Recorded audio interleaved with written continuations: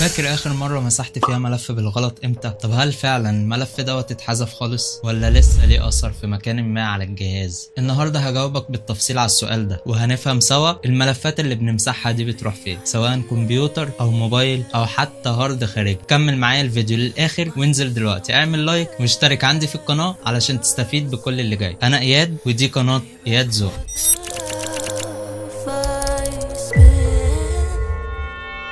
اول حاجة لازم نعرفها ان مش كل اختفاء معناه حذف. لما بتمسح ملف عادي بيظهر لك في الريسايكل بن اللي هي سلة المحذوفات، وده معناه ان الملف لسه موجود فعليا، النظام بس نقل مكانه مؤقت، يعني تقدر ترجعه بكل سهولة. لكن لما تعمل شيفت ديليت او تفرغ الريسايكل بن او تعمل فورمات للهارد هنا بيحصل حذف نهائي. بس استنى، حتى كلمة نهائي مش دقيقة، الملف في الواقع لسه موجود على الهارد بس الكمبيوتر شال العنوان اللي بيدل عليه، يعني هو لسه موجود في الخلفية كبايتس وبيانات لحد ما الجهاز يكتب بيانات جديدة على نفس المكان. علشان كده لو مسحت حاجة بالغلط ما تنزلش اي حاجة جديدة على نفس الهارد، لان كل عملية تنزيل جديدة بتقلل نسبة استرجاع الملف القديم. نروح بقى لنقطة مهمة، الفرق بين نوعين من الهاردات، ال HDD وال SSD. ال HDD ده القديم اللي بيشتغل بالقرص المعدني، وده ممكن تلاقي عليه الملفات حتى بعد ما تمسحها. لكن ال SSD فده هارد حديث عنده ميزة اسمها تريم، ودي بتمسح الملفات فعليا بعد ما تعمل لها حذف، وده بيخلي استرجاع الملفات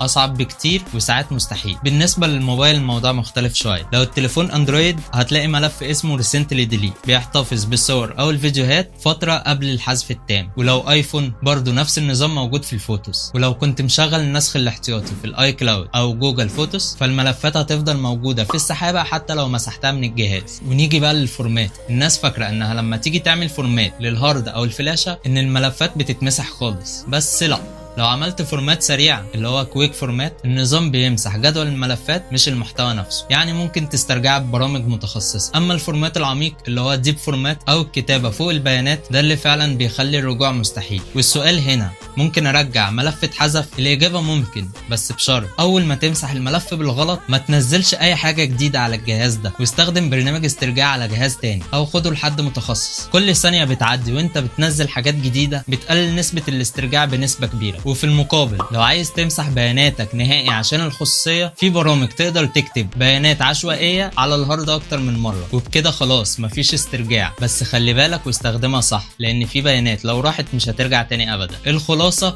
الملفات المحذوفه مش بتتمسح على طول، هي بتفضل مختفيه في الخلفيه لحد ما بيانات جديده تتكتب عليها. فلو عندك ملفات مهمه اعمل نسخ احتياطي، ولو مسحت حاجه مهمه بالغلط ما تتاخرش في خطوه الاسترجاع. ويا رب تكونوا استفدتوا من الفيديو ده، ولو حبيت اعمل حلقه تانية اشرح فيها ازاي ترجع الملفات فعليا ببرامج مجربه قول لي في الكومنتات. وما تنساش تعمل لايك وسبسكرايب علشان توصلك كل الفيديوهات بتاعتي الجديده اول باول. واشوفكم في الفيديو الجاي، سلام.